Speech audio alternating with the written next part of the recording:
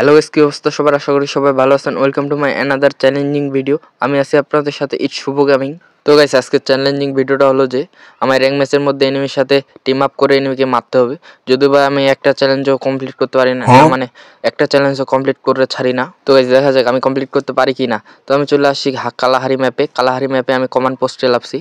তো এখানে খুব একটা এনিমি নামে নাই, দুইটা এনিমি লাভছিল আমার সাথে। তো তারা ফাইট করে একটা এনিমি মরে গেছে। তো আমার সামনে একটা এনিমি আছে, তো আমি তার সাথে টিম আপ করার চেষ্টা করতেছি। গাইস, এখানে একটা মজার ঘটনা ঘটছে। সে কি আমার সাথে টিম আপ করলো না নিজে হেল বাড়াইলো মেডি পেঁচিয়ে, আমি কিছু বুঝতে পারলাম না।